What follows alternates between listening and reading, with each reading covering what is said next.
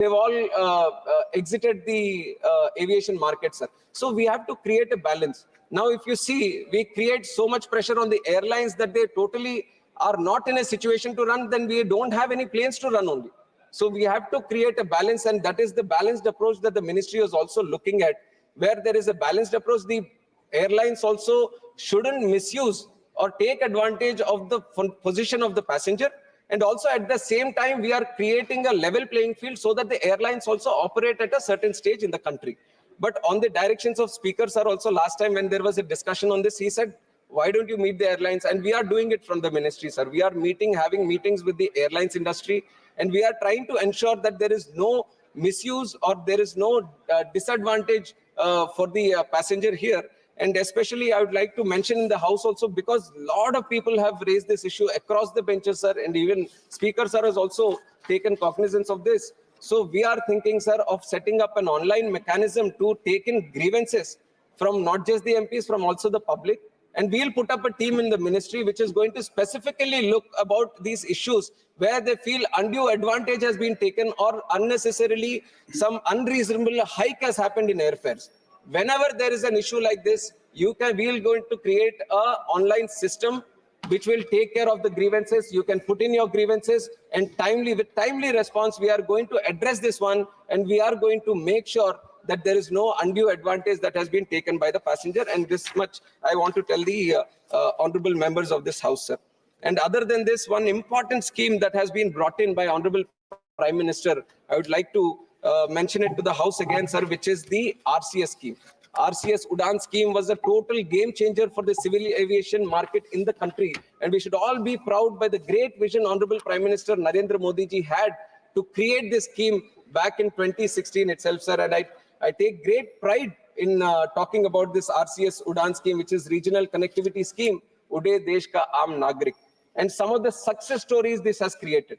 Now, I could see the positivity of most of the people, members who have spoken yesterday also. They have been proudly talking about the airports in their districts, airports in their constituency, how they have increased, how they want more connectivity happening, how they want the terminal capacity to increase. And I would like to take certain examples. One example is Darbhanga Airport, sir. Darbhanga city is a very historical city. When this was from the Maithili time, it was a very historic and important city. And it had one airstrip there, sir, which was running during 1950 and 1962. After 1962, there was no plane there. It was totally taken away from the civil aviation map of this country. And when RCS came into play, when Udan came into play, this was in 2020, after the airport was upgraded with spending 120 crores to the Udan scheme, the first flight from Darbhanga took off on 9th November 2020. And since then, sir, this was in 2020, the first flight took off. And in the year 2022-23, this was after the COVID also, the airport handled 6 lakh passengers in the whole year, sir. And that was the kind of change the RCS has brought in for this Darbhanga.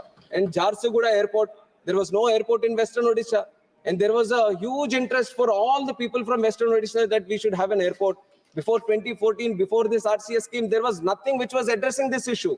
But once RCS was brought into place, even this Jharsuguda Airport, we have spent up to 202 crores, where we have created a new airport. And once that airport was brought in, 2019 first flight took off, and now that terminal is handling 2 lakh passengers per year, sir, which is a great achievement for Jharsuguda Airport. Then we have Pithoragarh Airport, Kalburgi Airport, Kishangarh Airport. Examples are numerous, sir, and these come from all the cities, all the states, all the union territories of this country. So this was the grand vision that Narendra Modi ji had, where we are going to take up those remote areas where there is a lot of demand for people to travel through airplanes. So that was when this RCS was promulgated and it was brought into effect. And we are running at the tune of more than 500 routes have started under RCS, sir. And more than 1.4 crore people of this country have traveled through this RCS routes. And that is something which we all should be proud of, sir. And other than that, we are going to, because of the success of the scheme, we are going to improve the scheme, sir. In the coming days, with the help of the central government, we are going to bring in RCS again, because it was a 10-year plan. And now we are seeing that there are some issues when the RCS is specifically for 3 years. because the way that scheme was done is that for 3 years we are going to help a certain airport or a certain route to take off. But it was not for a continuous time that the government is going to provide the support. We wanted to create the impetus. We wanted to create the push and the spark. So for 3 years we were supporting, but now a specific situation has arrived where after 3 years the airlines sometimes are backing away from that route. That also has been expressed by a lot of people. So we are going to address that issue. We have a process where after 1 year we can bid that route and we can restart that route through RCS. And we need to extend the scheme of RCS because it has been a huge success and it has given a huge push to the civil aviation also. So definitely we are going to look into the expanding of RCS also, sir. And other than that, in the area of civil aviation, just like how the interest is growing on for having more airports and airlines, we want to have seaplanes also. That has been also a brainchild for Narendra Modi ji, he wants to see the seaplane industry also grow in this country. And there was certain policy which was made earlier, but we have taken industry feedback also on seaplane policy. They have requested for some changes. We have done those changes, and very soon we are going to launch the new policy also. And that is going to open up a new whole area of air travel, sir. Wherever you have, afterwards you can, wherever you have these dams, wherever you have these lakes, wherever you have the sea connectivity, you can use the seaplane connectivity to connect those places again, which is going to create an alternate way of traveling, sir. So seaplanes is something we are looking at, and helicopters, sir. Now, if you look at the situation in India, helicopters are very, very low compared to the population or the size of the country we have. A Brazil city, Brasilia, itself has more than 500 helicopters. And we are looking at 250 something helicopters in the whole country. So there is a great opportunity to tap into the helicopter services in this country, sir. So what civil aviation is doing regarding it? We want to encourage manufacturing of helicopters in the country. We are trying to push it. Now, like I've said, there is the state of design element which is there in the Bharatiya Vayu Videyak, which is going to improve the setting up of plants, designing these helicopters. And once we have that network within the country, I'm sure there is a lot of, if the states can also support us, and I would like to specifically take the state of Madhya Pradesh to give as an example, sir. They are doing a wonderful job. They have connected their religious tourism circuits with helicopters. They have connected medical tourism. Uttarakhand AIMS has also put in one helicopter there so that it can cater to the difficult terrain, the unreachable areas in that state. So there are a lot of uses that helicopter services can provide also. And we, on behalf of Civil Aviation Ministry, are strongly looking into this area. And with the help of support from states, I am very sure, sir, that helicopter services are also going to increase multifold in the coming days to come. And there have been some other specific, most of the members, sir, and especially I would like to thank Honorable Senior Member of the House, Rudy ji, who has spoken yesterday, and it is a home court advantage for him. Whenever there is a civil aviation, it's a home court advantage. He brings in all the experience that he has, and he has rightfully elevated the discussion that was happening yesterday, and I'm very, very thankful to him for bringing in so much knowledge and enlightening. He's a pilot himself. He's a pilot himself. We recognize, the House recognizes, and he has elevated the whole sense of the debate here, and he has enlightened on how the civil aviation industry in India originated and how it traveled through over the years. And one specific mention he has done about Aero Club of India. And we take pride in Aero Club of India. It has all the services. And in future, we are going to see how we can collectively use the wisdom of Aero Club of India in the growth of civil aviation in this country. And I'm definitely looking to it personally also regarding this, sir. And some other suggestions like airfares was there, I've already addressed, sir. We will form a specific team in the ministry which is going to look into the airfares issue. And also, most of the members have talked individually about their state, their airports in the state, or their airports within their own constituency. So I would say, sir, it is very difficult. 36 members have spoken, and the names of the airports that have taken are more than 50. Each individual airport has a specific, I wouldn't say a problem, but they have a specific update, which I want to give to the honorable members. So if possible, I would extend through this August House, sir, whenever they have the time, they come and see me so that I can sit with them and explain to them exactly what is the necessary thing that needs to be done regarding that airport, sir. And I want to tell from side of the ministry that we are interested in creating more airports. We want the infrastructure around airports to increase. And the only challenge, the big challenge that we find today is the availability of land, which is why Saugadda was speaking yesterday, sir. And he was mentioning, ये सब ये थोड़ा show off की तरह है कि आपने इतने airport बना दिए, इतने airlines चल रहे हैं, ये show off की बात नहीं है, sir. If we wouldn't have tackled the infrastructure problem today, it is going to be a huge challenge in the future. आज अगर हम ये एयरपोर्ट्स की इश्यू को आज हम सेटल नहीं करते, आज तो लग रहा होगा हर जगह हमें लगेगा कि ये पिछड़ा जिला के यहाँ पे एयरपोर्ट की क्या जरूरत है, यहाँ पे तो कुछ और बन सकता है, यहाँ पे तो ये पैसे कुछ और में हम लगा सकते हैं. But very soon that place is going to need airport, sir, and when that airport requirement is there, you won't get any land. So that is something which needs to be addressed today, and it has to be addressed by the states themselves, sir. This airport has got a great potential to drive a state, and there are numerous examples like this. I can take the example of Shamshabad Airport, which was done in Hyderabad under then Chief Minister. He was there, sir. He is now Chief Minister of Andhra Pradesh, also Chandrababu Naidu ji. He envisioned, he took this village and Shamshabad, where they have collected 5,000 acres. And that 5,000 acres at the time, people were saying, why do you need 5,000 acres for the airport? And today, if you look at it, after 20 odd years, sir, that 5,000 acres is not enough right now for the services that the airports are requiring. And this is a challenge many big cities are facing today. Chennai, Mumbai, Kolkata, all these places, if you see, all of them are very tightly knit into small lands right now. And we want to expand those airports, but there is no land available. And if you want to acquire more land, the price of the land has become so much that it is totally unviable to do expansion in those areas. So I am advising all the members here and also through you to the states that you represent, that if you can focus on getting that land parcels today itself, you are going to create airport infrastructure which is going to be useful for generations to come. It is very difficult tomorrow to address this land issue. Even today, yesterday when I was hearing the speeches, a lot of people have already mentioned about land acquisition, how it is a problem.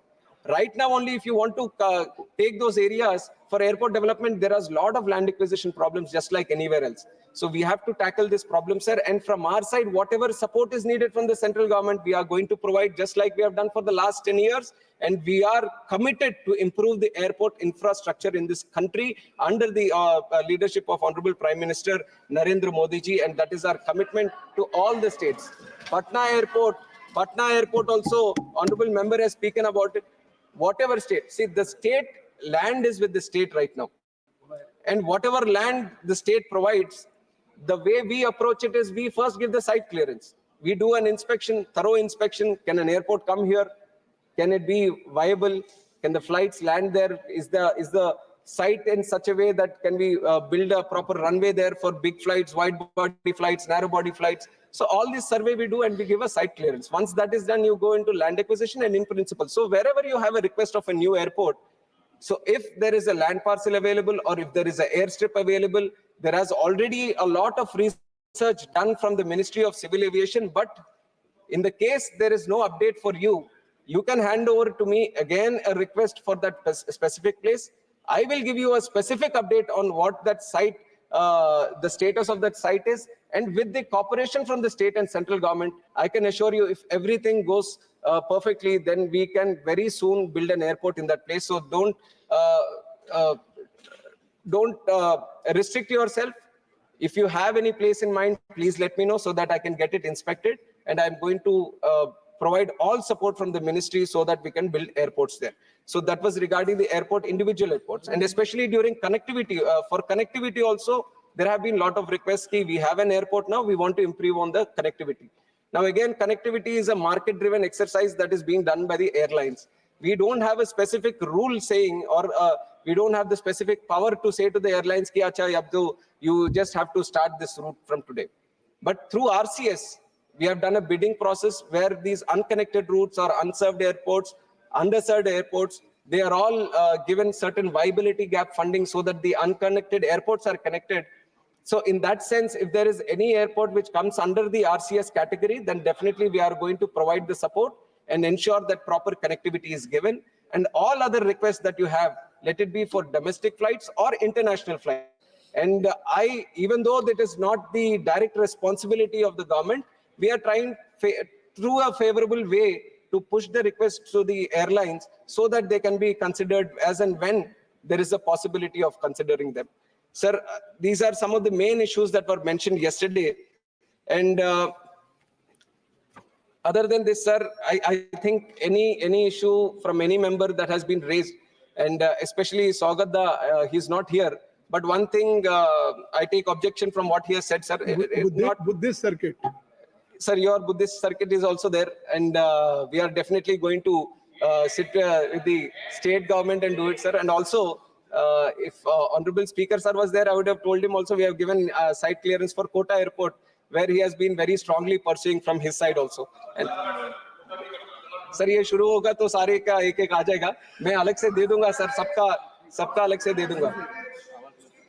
Yes, all these grievances that you have regarding. He is ready to invite to any honorable member. Any grievances that you have regarding airlines or airfares, we are going to create a proper system where we have a team in the ministry which is going to address all these issues. We are going to create a very efficient system where you can provide us with all the details. If there is a specific airfare that you feel there has been an unreasonable hike, you provide us on which website you have taken it, what was the timing of the plane, which plane and all. If you can provide the details, we'll do a thorough research from our side, and if there has been any misuse of the rights of the passengers, then we are going to take strict action also, and we have done this in before also, sir. And other than that one, please kindly you address to the chair. Sir, like I said, land is totally state subject, sir. Land is totally state subject. If you feel somewhere it is very high, then it is up to the state only to look at alternate land proposals. We are not saying that airport should be restricted to one specific area. You can look at 4 or 5 areas and we can provide you with all the inputs where it can be feasible. So if there is a certain parcel that becomes very expensive, it is up to the state to look at other alternatives also. And I would like to take the point of Saugaddaji when he has. Kani Moji ji, is it not fair? I think so. So many members have already raised concern. If he is responding, and once minister, if he is replying, so at least he should not finish. So I think so should not. You can ask later on. When I will allow you, you can ask later on.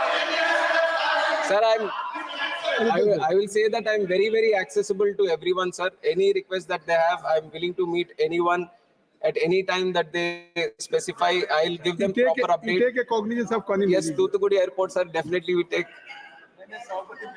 There is a terminal building under construction there, and you have also requested many times to speed up the process, and our ministry is trying to push it up also.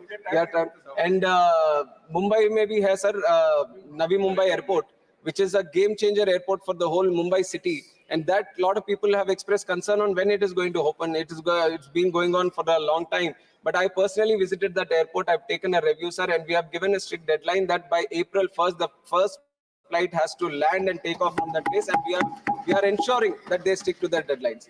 There is April 2nd kar de usko. So many of the airports, we are trying to put a time-bound deadline so that they complete their work on time, and people can access all these airports, sir. And coming back to this last point that I wanted to mention, Saugadda has mentioned that everything is getting privatized. Airlines, Air India दे दिया आपने, तो अब तो कोई ये seat का upgrade भी किसी से पूछ नहीं सकते. ये सर पहले होता होगा सर, ये सिफारिश कल्चर 2014 से, और इसी सिफारिश कल्चर के साथ एयर इंडिया का कर्जा 80,000 तक चला गया सर.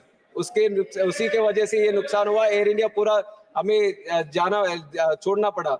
बट अभी जो है सर, ये ministry of civil aviation doesn't get requests of seats upgrade, sir. We get requests of airports upgradation. We get requests of airport infrastructure upgradation. We get requests of facilities upgradation. So we have taken the level of civil aviation from just recommending for seat upgrade to airports upgrade, sir, and this has only happened because of the vision Honorable Prime Minister Narendra Modi ji had, and that is the commitment we all are showing to the country also. And there is a lot of scope and potential, sir, especially with the MRO industry also.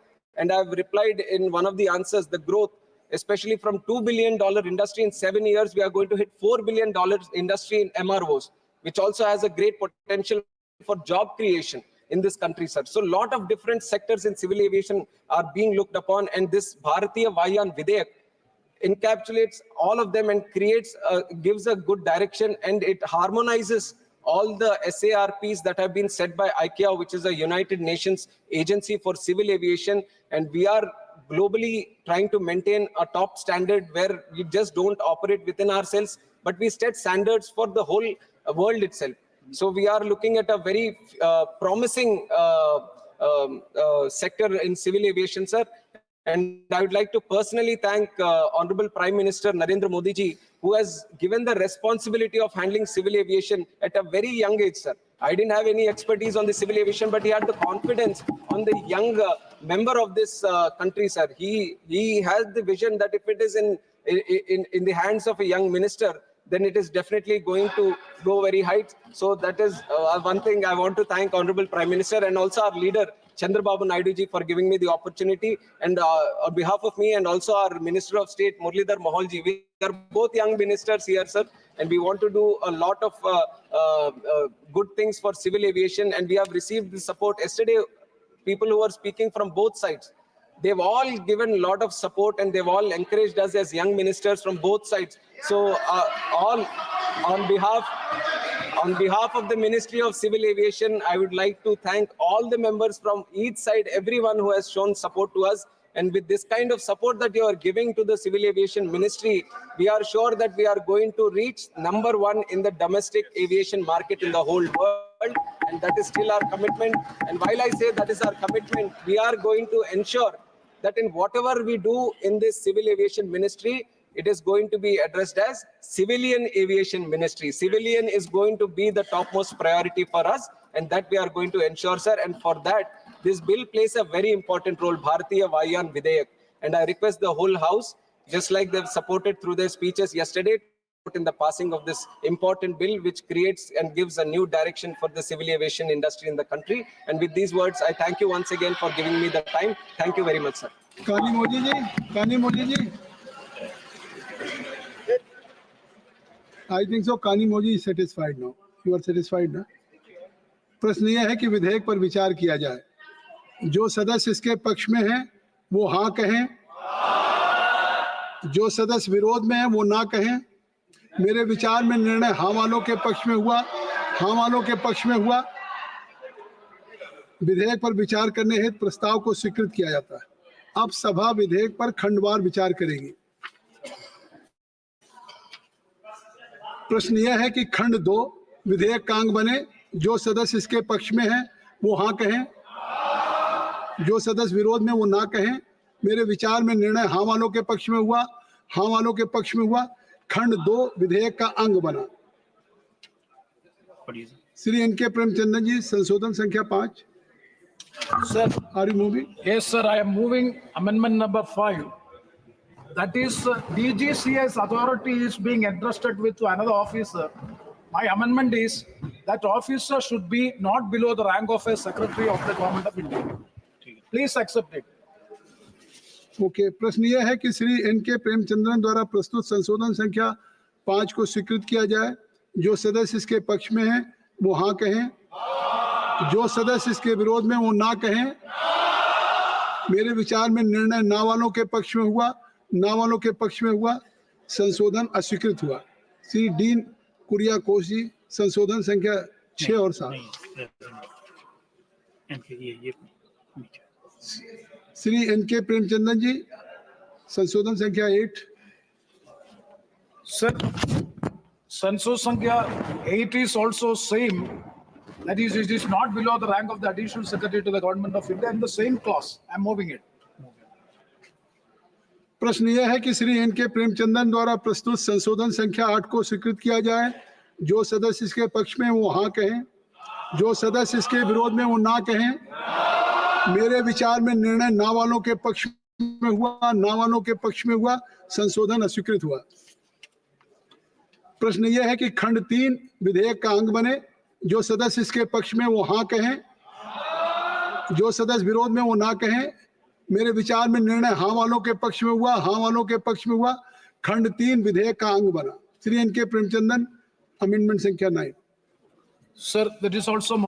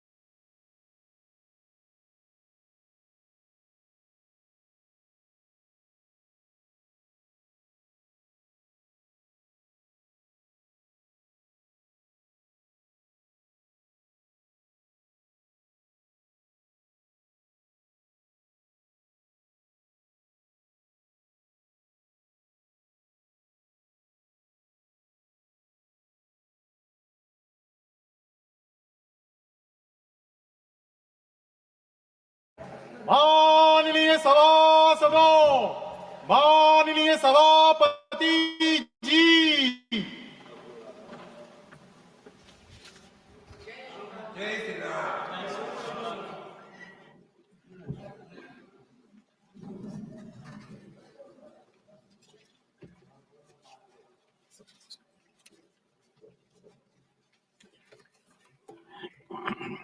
honorable members,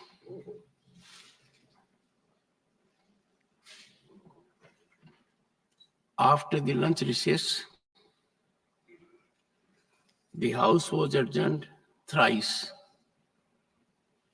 with the hope and expectation that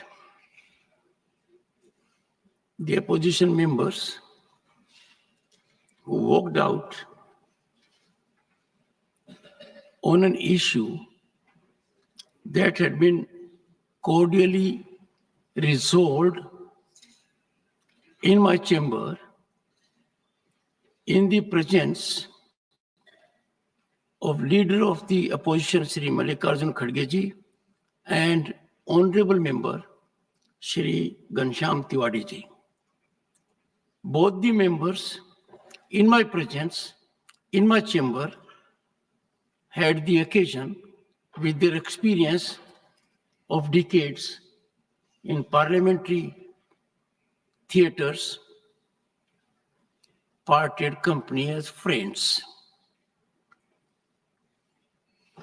I obviously entertained the idea that the issue had been amicably brought to a quietus and no longer required further reflection. Nothing happened the following day or thereafter. After a gap, suddenly today, just before the question hour was to be taken, the issue came to be raised by Shri Jairam Ramesh without being so allowed.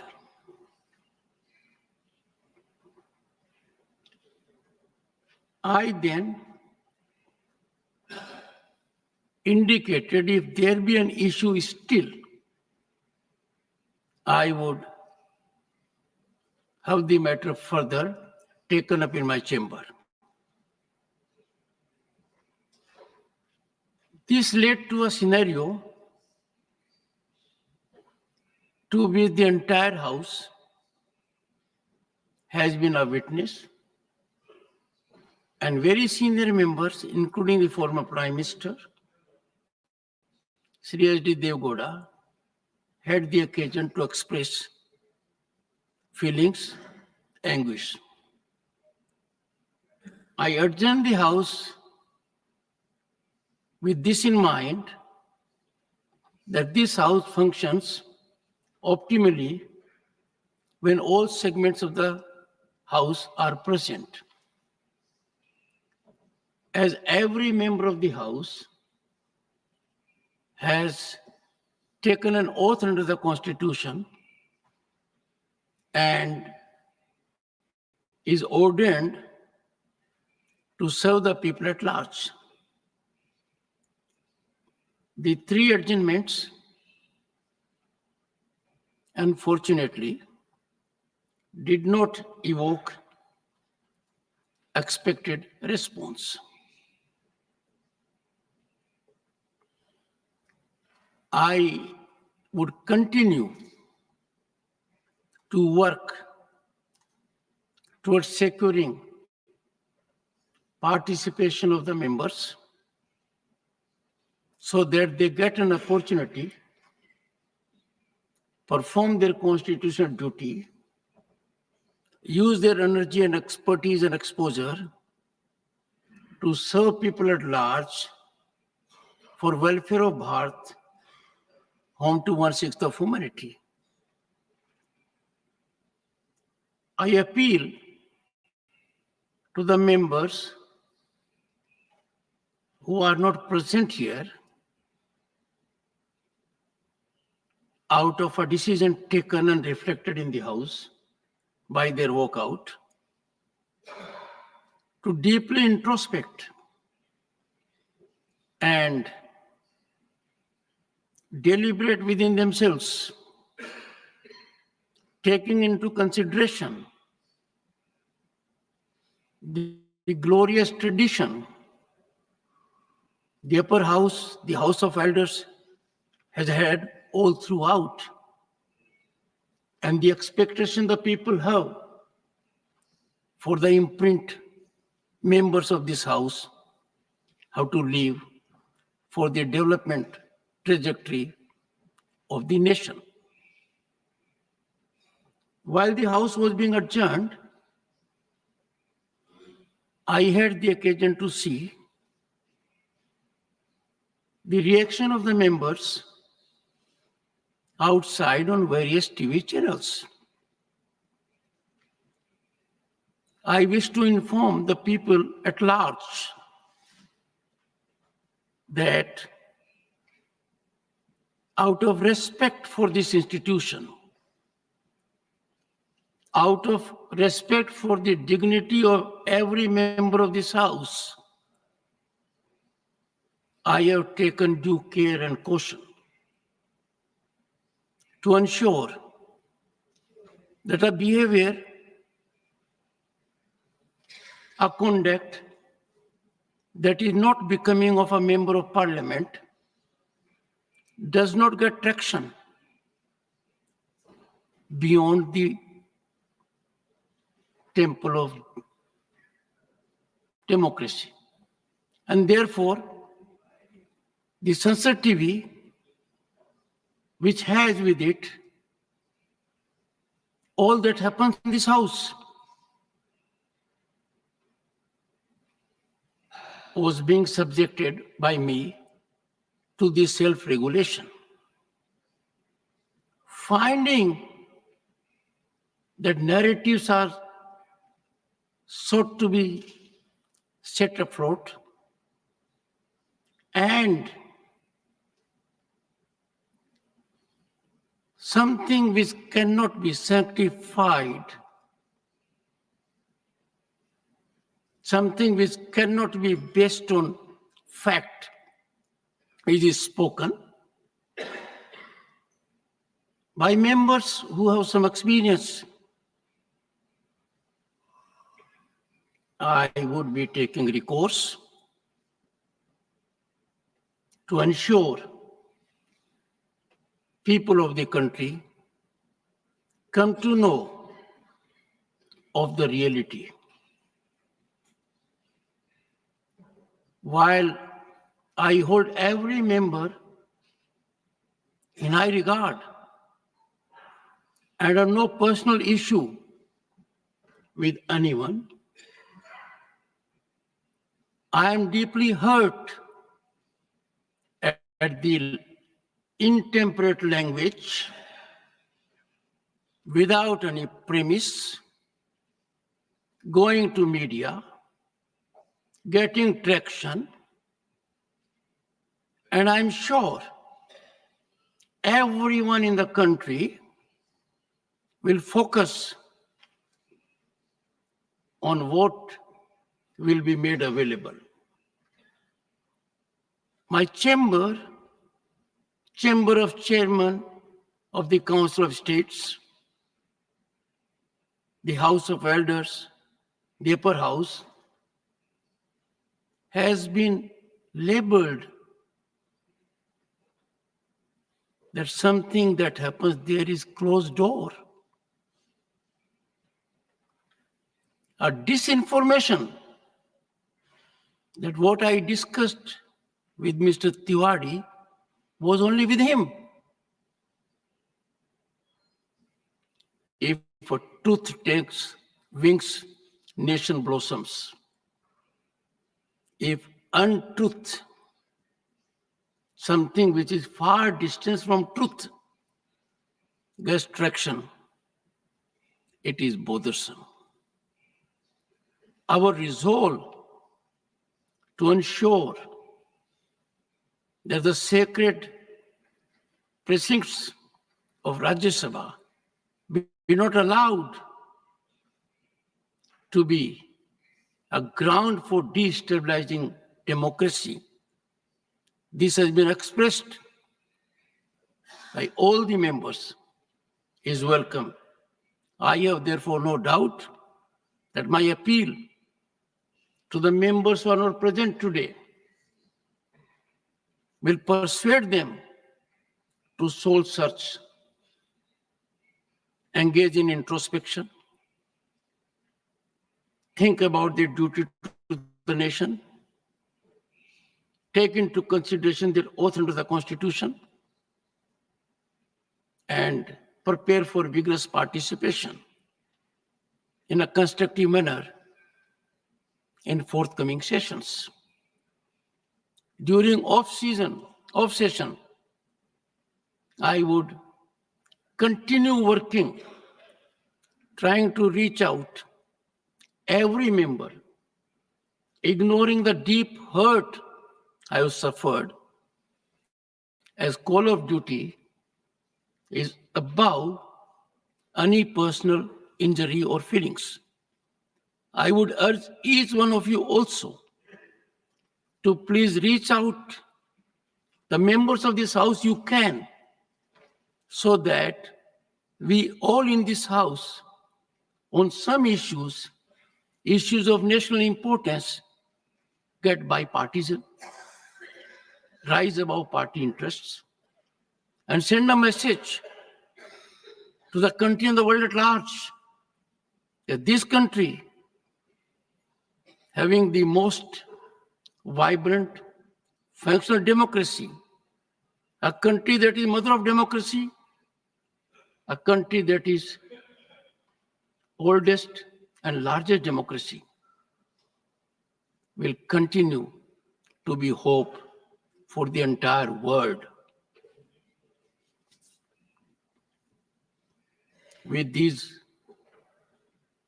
words of expectation, request, pleading, and urging, I will take up the essential agenda. Message from Lok Sabha, Secretary General. Sir, with your kind permission, I rise to report that the Lok Sabha at its sitting held on the 9th August 2024 adopted the following motion: that the bill further to amend the Waqf Amendment Act 1995 be referred to a joint committee of the houses consisting of the following 21 members of this house, namely 1. Shri Jagdambika Pal, 2. Dr. Nishikant Dubey, 3. Shri Tejasvi Surya, 4. Shrimati Aparajita Sarangi, 5. Dr. Sanjay Jaiswal, 6. Shri Dilip Saikia, 7. Shri Abhijit Gangopadhyay, 8. Shrimati D.K. Aruna, 9. Shri Gaurav Gagoi, 10. Shri Imran Masood, 11. Dr. Mohammad Javed, 12. Shri Mohabibullah, 13. Shri Kalyan Banerjee, 14. Shri A. Raja, 15. Shri Labu Shri Krishna Devarayalu, 16. Shri Dileshwar Kamath, 17. Shri Arvind Sawant, 18. Shri Matre Balia Mama Suresh Gopinath, 19. Shri Naresh Ganpat Maske, 20. Shri Arun Bharti, 21. Shri Asaduddin Owaisi, and 10 members from the Rajya Sabha. That in order to constitute a sitting of the joint committee, the quorum shall be 1/3 of the total number of members of the joint committee, that the committee shall make a report to this House by the last day of the first week of the next session, that in other respects the rules of procedure of this House relating to parliamentary committee shall apply with such variations and modifications as the Speaker may make, and that this House recommends to the Rajya Sabha that the Rajya Sabha do join the said joint committee and communicate to this House names of the members to be appointed by the Rajya Sabha to the joint committee.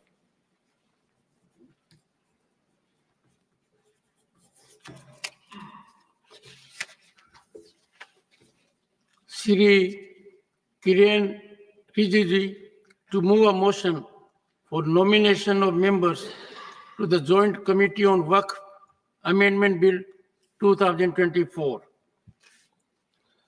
Sir, I rise to move the following motion: that this House concurs with the recommendations of the Lok Sabha, that this House do join in the Joint Committee of the Houses on the Waqf Amendment Bill 2024, and resolves that the following members of Rajya Sabha be nominated to serve on the said joint committee. Number 1, Sri Brijlal. Number 2, Dr. Medha Vishram Kulkarni. Number 3, Sri Ghulam Ali. Number 4, Dr. Radha Mohandas Agarwal. Number 5, Dr. Syed Nasir Hussain. Number 6, Mohammad Nadimul Haq. Number 7, Sri V. Vijay Sai Reddy. Number 8, Sri M. Mohammad Abdullah. Number 9, Sri Sanjay Singh. Number 10, Dr. Dharmesh Tala Virendra Hegde. Thank you. Motion moved. Those in favor will please say aye. Those against will please say no. I think the ayes have it, the ayes have it, the ayes have it. The motion is adopted. Honorable members, the House had the rare distinction in its 265th session of Rajya Sabha to have 7th budget in a row from the first full-fledged woman finance minister of the country, Srimati Neela Sitharaman, for a government that is continually in its third term after 6 decades.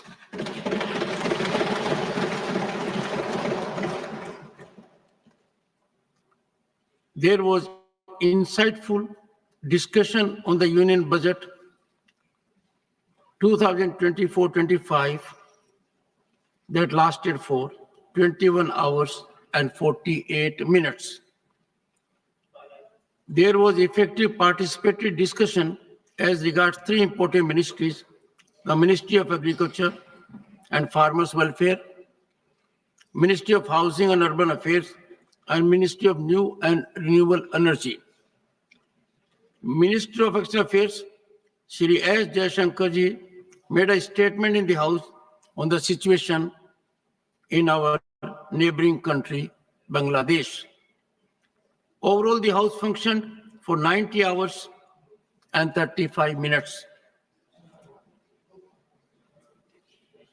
It is, I am reiterating, it is with deep concern I urge members of the House to engage in introspection so that we use this platform for furthering public cause and are able to contribute optimally for national welfare.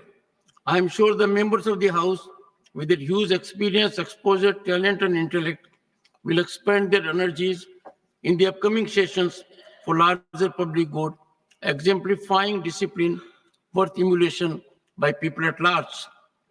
To earn admiration of the people for our contributions in the House should be our sole objective, rising above non-partisan interests.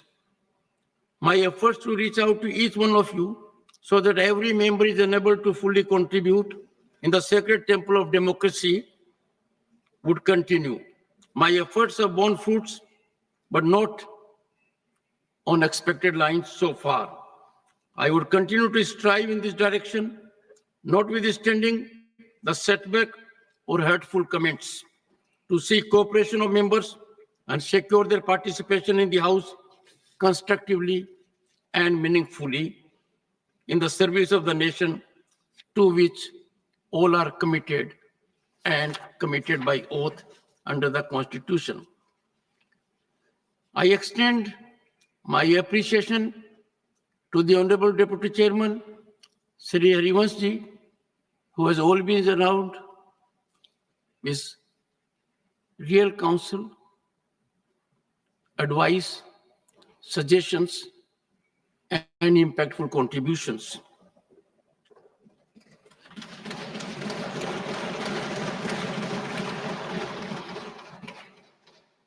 He has majorly devoted his time, even while not sitting on the chair, to ensure qualitative greater productivity, both in the panel of vice chairpersons and the secretariat.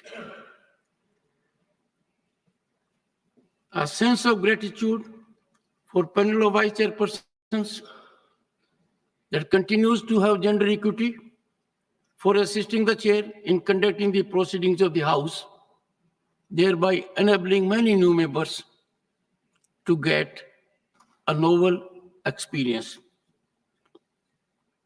I also thank the leader of the House, the leader of the opposition, Minister of Parliamentary Affairs, the leaders of various parties and groups, and the honorable members for the cooperation extended by them.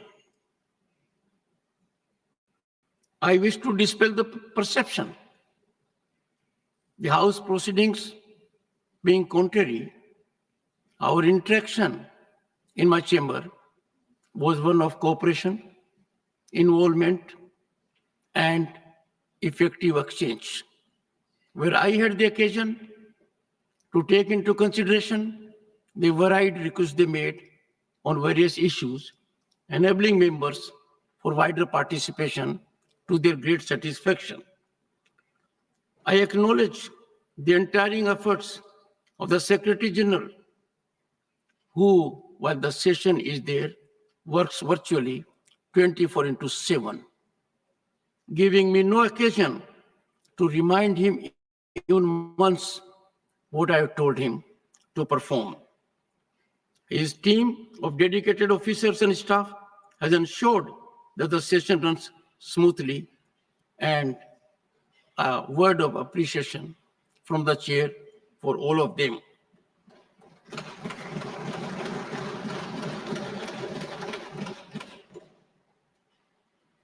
I thank the media for covering the proceedings of the House and keeping the people informed. I would like to extend my good wishes to all the members of the House, present and not present, for the upcoming festivals. I look forward with hope, expectation, and confidence that the next session would be rewarding for every member of the House and for the benefit of the entire nation. The national song.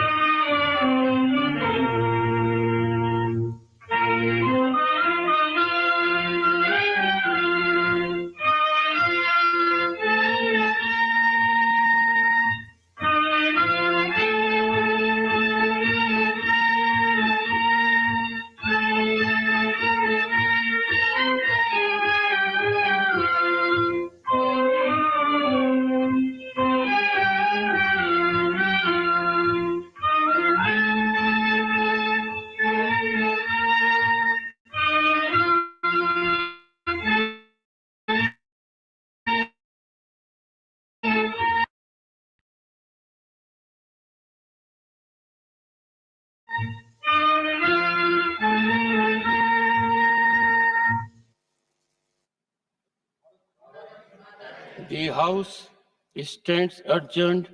Sine die.